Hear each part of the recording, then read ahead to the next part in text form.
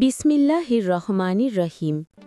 বাংলাদেশ জাতীয়তাবাদী দল বিএনপি দৃঢ়ভাবে বিশ্বাস করে রাষ্ট্রের প্রকৃত মালিক জনগণ, আর জনগণের অধিকারই হল গণতন্ত্রের মূল ভিত্তি।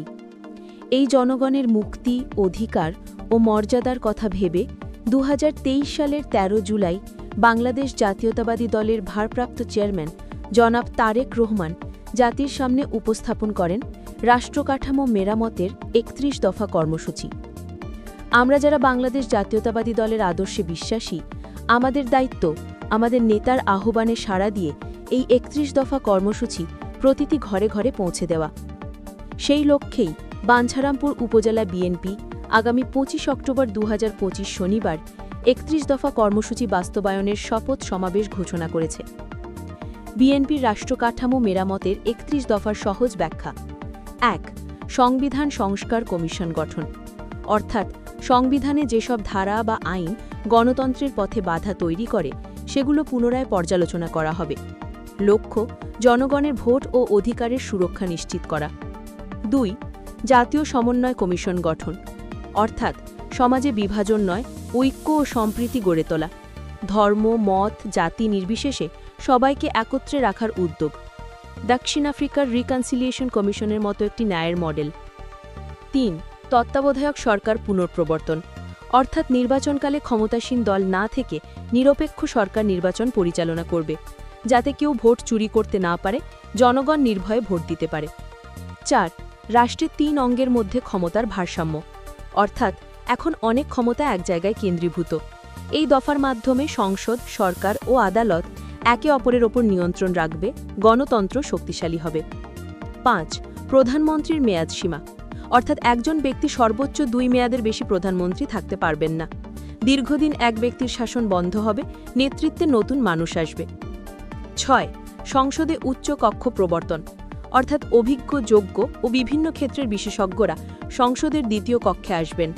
এতে নীতি ও আইন আরও পরিপক্ক ও চিন্তাশীল হবে। ৭. সংবিধানের ৭০ নম্বর অনুচ্ছেদ সংস্কার, অর্থাৎ এখন এমপি যদি নিজের দলের বিপক্ষে কথা বলেন, আসন হারান। এই দফায় এমপিদের স্বাধীনভাবে জনগণের স্বার্থে মত প্রকাশের সুযোগ থাকবে। ৮.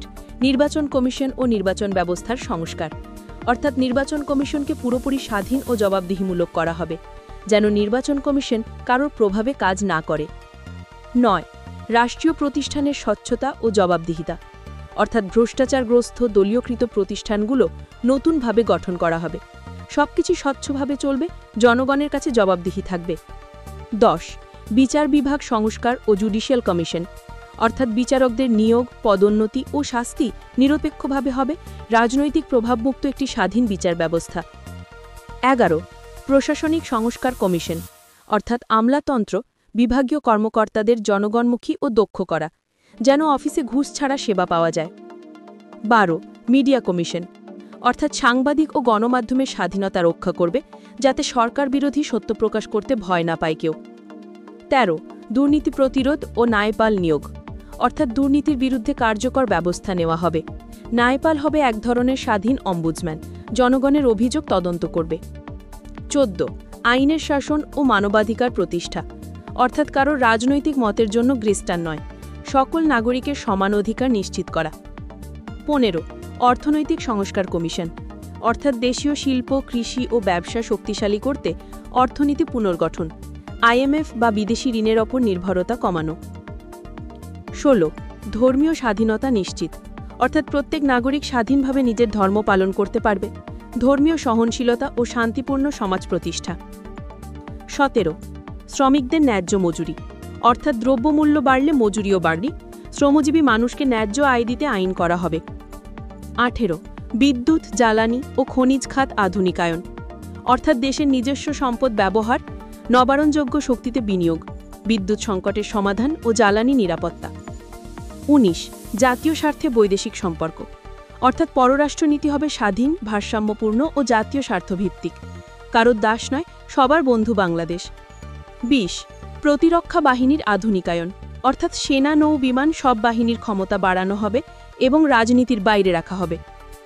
২১.